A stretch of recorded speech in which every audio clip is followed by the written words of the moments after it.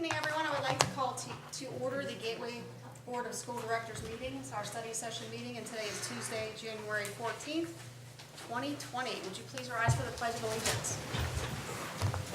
I pledge allegiance to the flag of the United States of America and to the republic for which it stands, one nation, under God, indivisible, with liberty and justice for all. Can we have a roll call, Bonnie? Mr. Clary. Here. Mrs. Cerrucci. Here. Mrs. Delaney. Here. Mr. Gallagher. Here. Mr. Gottman. Here. Mr. McIntyre. Present. Mr. Ritter. Here. Mrs. Warning. Here. Thank you. Is anyone signed up ahead of time to speak about No. agenda items? Okay, is there anyone in the audience who would like to speak on agenda items only this evening? Okay, seeing none, let's move on to Mr. Axelrod. You have the stage, sir.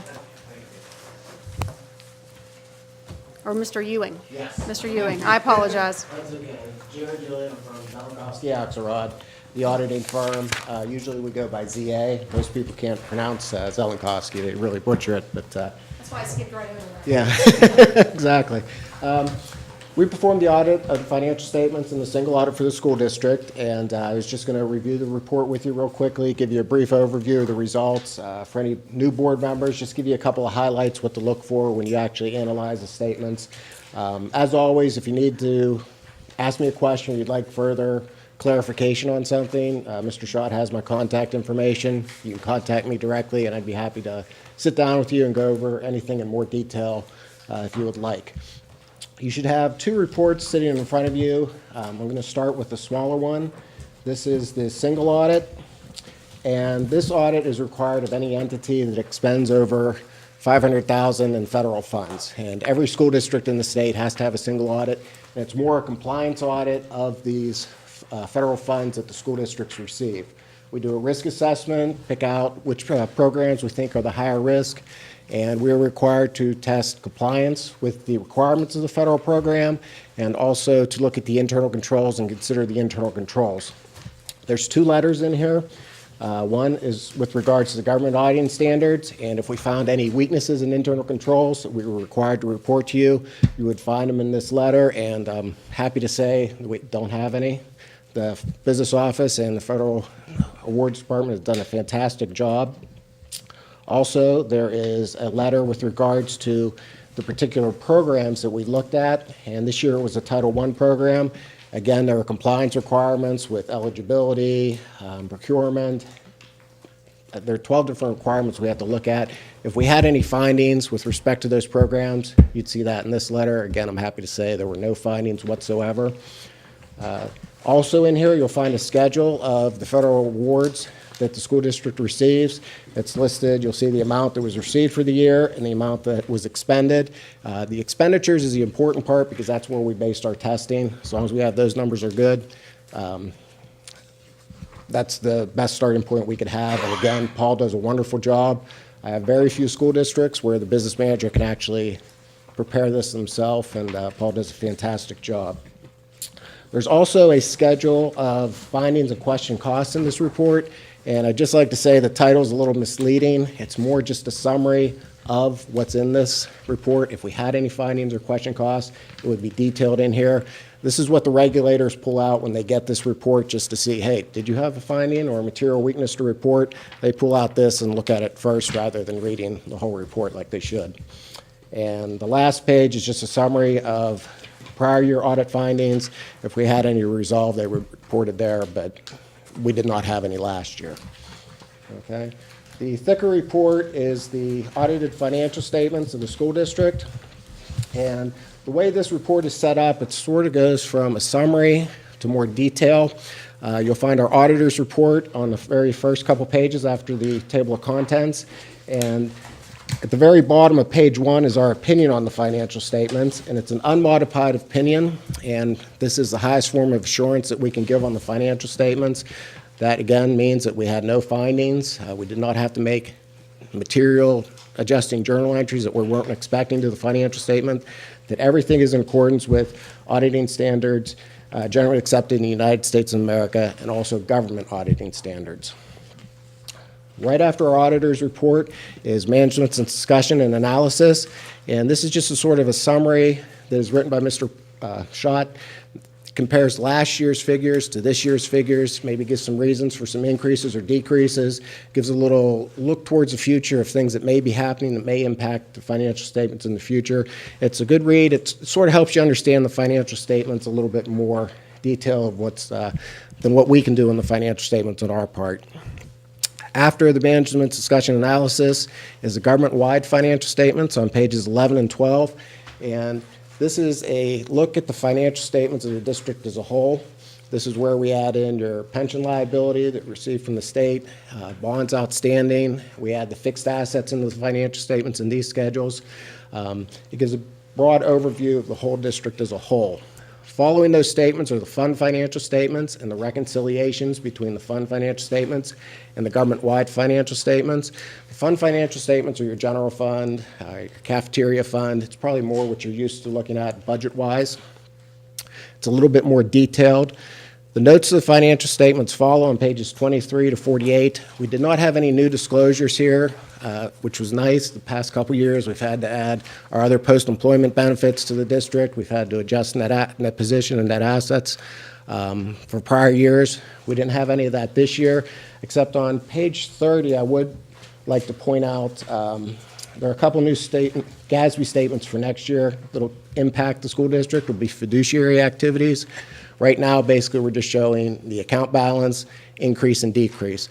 Next year, it's going to be required to have basically a statement of revenues, expenditures with regards to fiduciary activities. Those are your scholarship funds and student activity funds.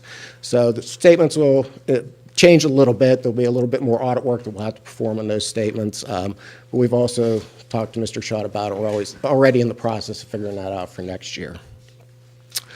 Following the notes of the financial statements is just required supplementary information. You'll find a budget to actual schedule for the general fund, and then the other schedules just deal with required disclosures for the pension and the OPEB liabilities.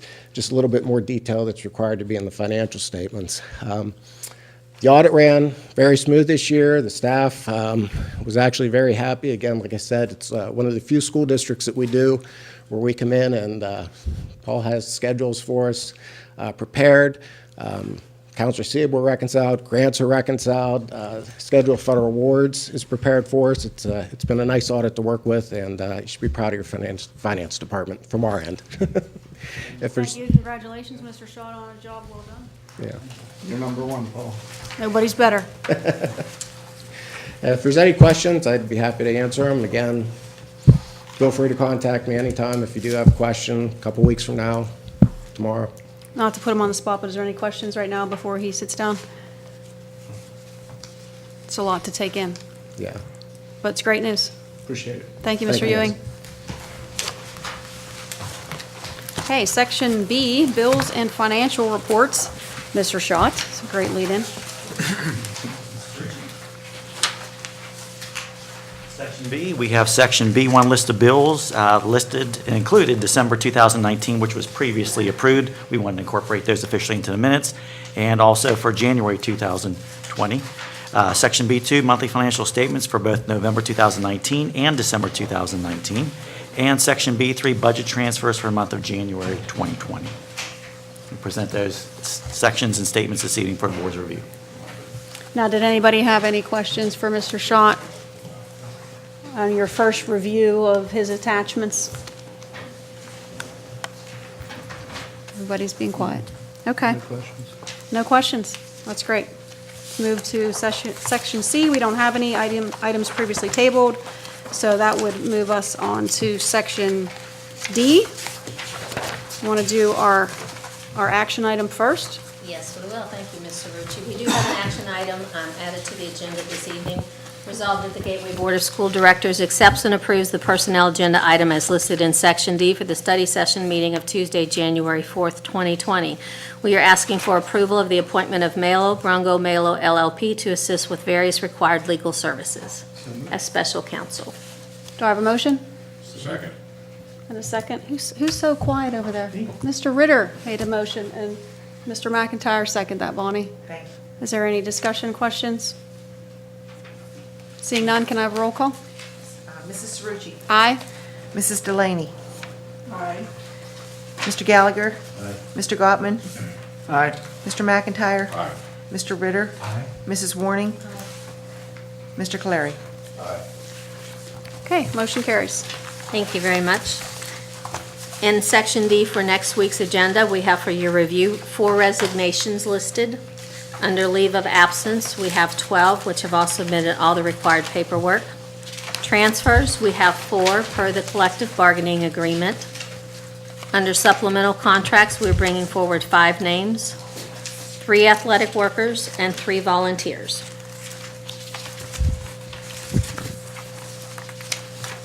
Okay, are there any questions for Mrs. Crump on Section D? And this is a lot for our new board members to take in, so don't be shy if you would like to know something. Mrs. Crump loves to be put on the spot. If there are any questions, the next couple days, Since feel free. we are to- having 3 special ed aides retiring, resigning, what are we doing to fill those positions?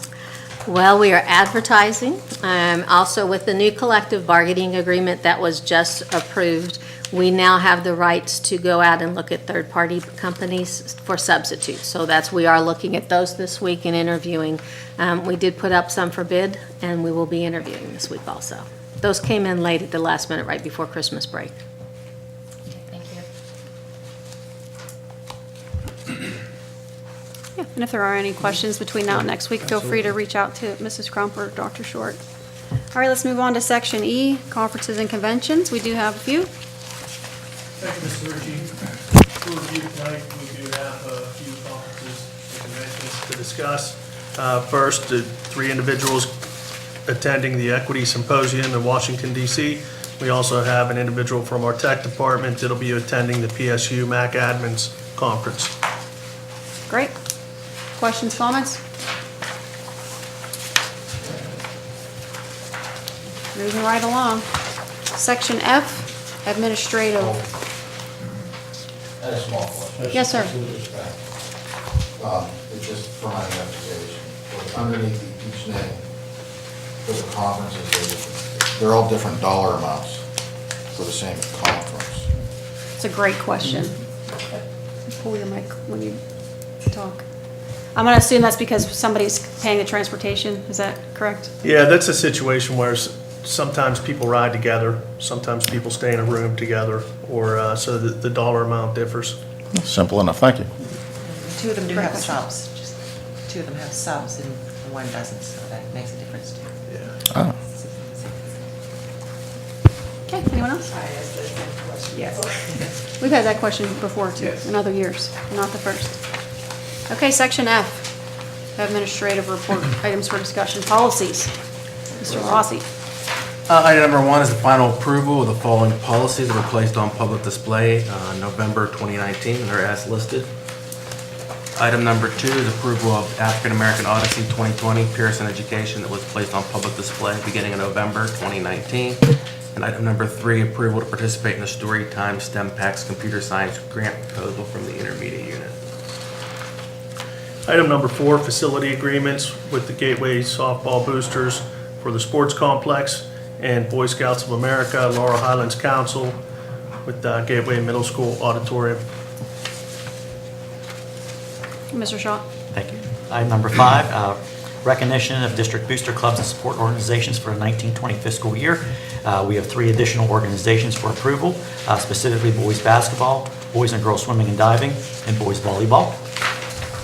Item number 6, approve the Tricog Land Bank's notice of intent to acquire 1 Pitcairn property located within the Gateway School District and the waiver of all applicable taxes, tax claims, and municipal claims due against the property as depicted in Exhibit A. Please note that next week, we will be holding a Budget and Finance Committee meeting at 6 o'clock in this room. At that particular point in time, we will have Land Bank representatives on hand who will give a presentation to address the program, where it stands, the future of the program, and just be able to provide an opportunity for the board to ask any questions related to the program. So again, next Tuesday, the 21st, 6 p.m. in this boardroom. Item number 7, approve the printing agreement extension with Herff Jones for the required printing services associated with the high school yearbook in the base price amount of $13,636.80 for the 2021, 21-22, and 22-23 fiscal years as depicted in Exhibit B. Item number 8, acceptance of district donations received for the 1920 fiscal year, specifically from Chief Doug Cole and Officer Mark Kandrak in the Monroeville Police Department, Christmas toys, Daly's Juice, 15 cases of Hugs, Lanea Al-Amin and Jennifer Conklin, $50. Again, through Jennifer Hoffner in the Backpack Program at University Park Elementary School. Item number 9, approve the renewal of the 5-year charter for the Spectrum Charter School, Inc., with all requested charter amendments for the period January 1st, 2020 through December 31st, 2024, as depicted in Exhibit C. Item number 10, approve the advertisement in the Post-Gazette and the Greensburg Tribune Review and on the district's website for requests for proposals from vendors for athletic trainer services. And item number 11, approval of district settlement. Approve the district settlement of CM Regent file number 228933 with the district's payment of $1,000 to claimant. Okay, are there any questions in section F? Number 10, sending this out for bid for the athletic services. Is RFP. that, item number 10, is that just standard? Every time their contract expires, it goes out to bid? It's not standard, but we've chosen to do that at this particular point in time, officially. Last time we had proposals that were given to the district, but we didn't do an official RFP. But given the nature for a service such as this, we elected to recommending to put it out officially for RFP. Current contract is up on June 30th, Yes. so we're advertising. There's been ownership change, I believe, with our current trainer services, so we collectively decided to put that out for proposal. Thank you. Anyone else have any other questions? Dr. Rossi, just for clarity's sake, for number 1, changes in policy. My recollection is basically the changes we're looking at are to keep up to date with state requirements and state code, correct? That's accurate, yes. There's a lot of policy changes, numbers. Recommendations to come Yeah. from. Right, basically, I think you guys do an excellent job combing through the policies every year with all the changes at the state level and Yep. making sure we're up to snuff and that we don't have an illegal policy. So thank you. And they're still available on board docs for review. Right. Yes. Anyone else? All right, let's move on to section G. There are none in advance. Are there any resolutions by board members this evening? I do have a Yes, ma'am. confession. I believe that I did not print section G out for everyone that's sitting here at the table, and that is truly my fault. But there should be one there. There should be Yes, one there. yes. I'm like, where's G? Oh, okay. It is not there, so Want to read it? You want to read it? I'm gonna have to, I'm gonna grab it. I have a copy. grab it? I have a Okay, copy. yes. Yeah, we could That read is it. truly my fault. I didn't print it with the packet. We forgive you, Bonnie. Unbelievable. That's like the first mistake I think you've ever made in 5 years, so you're. Thank you.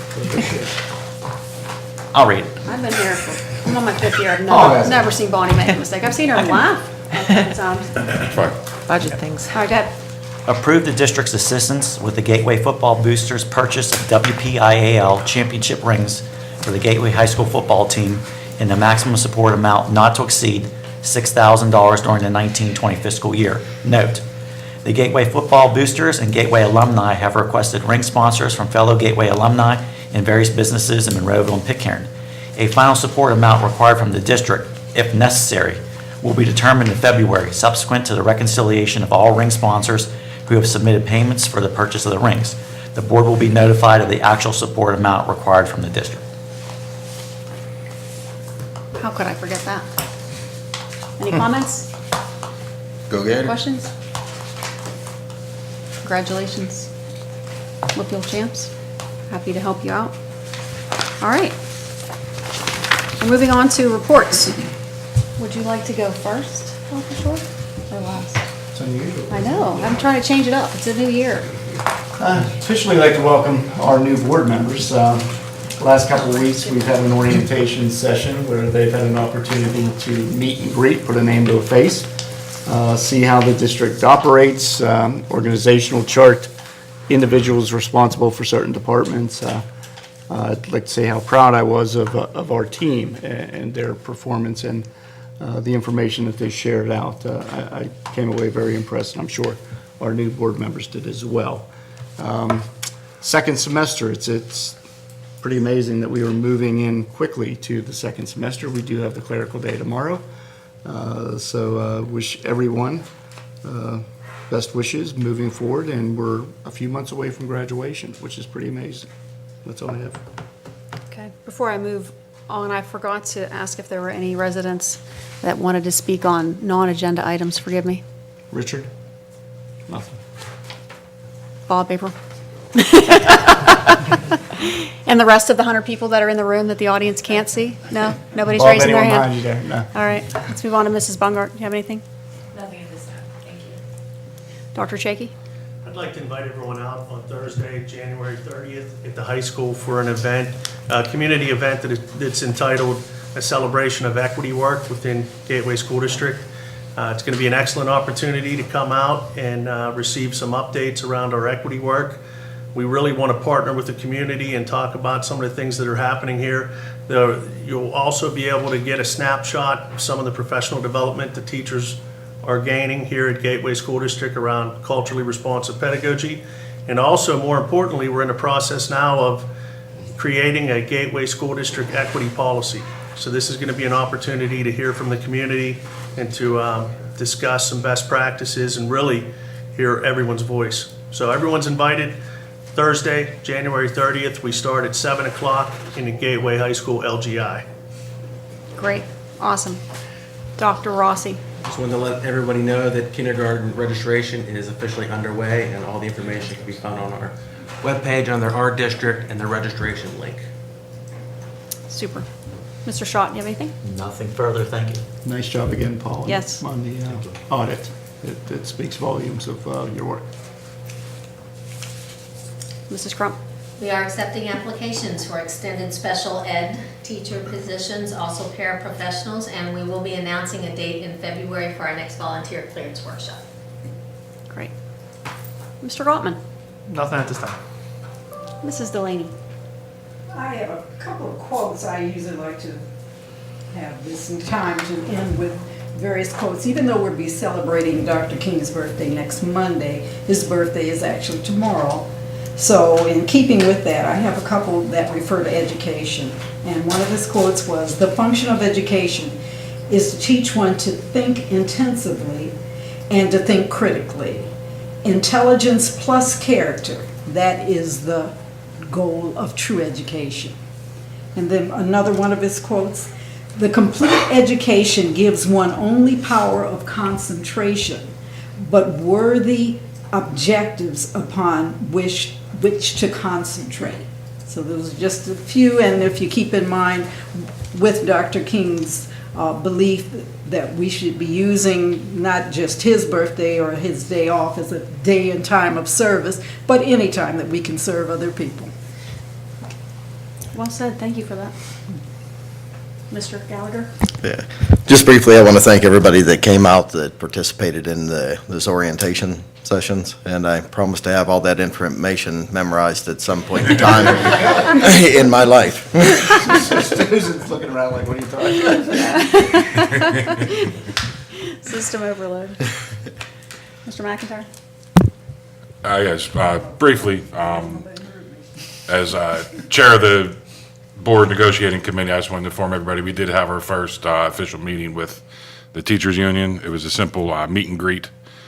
Basically, just everybody, both sides getting to know each other and, who the selected teams are to sit in those rooms. And just let everybody know that process is starting, and I think everybody at that table is resolved to get it, a new contract passed as quickly and as easily as possible. Thank you. No, I don't. Mr. Ritter? Yes, I just want to confirm, Dennis, because I got an earlier version of the flyer about the ramp meeting. It's going to be in the LGI and not the auditorium lobby. Is that true? Am I mixing apples and oranges? It's going to be in the LGI. LGI, 7 o'clock, right? 7 o'clock. Thank you. Correct. I'm good. That's it. Okay. Mr. Clary? I just wanted to thank everybody also for the opportunity for the orientation. I'm not going to remember all of that. I'll try. I was truly humbled at the quantity and quality of information that we received, and everybody that participated, it was eye-opening. Thank you, but all very much for that, and everybody took all their time. Appreciate that. And with that, that's all I have. Mrs. Warning? Mr. Schott, thank you again for another job well done. The district benefits from it. And I just want to send out condolences to Carl Akers' family. He passed away recently. He was a former board member, and condolences to him and the family. I should say to the family. That's it. I would like to wish Mr. Williams get well wishes, as he is fighting a cold. And also thank the people that were acknowledged tonight for their donations to our district. It's greatly appreciated. And with that, I would seek a motion to adjourn.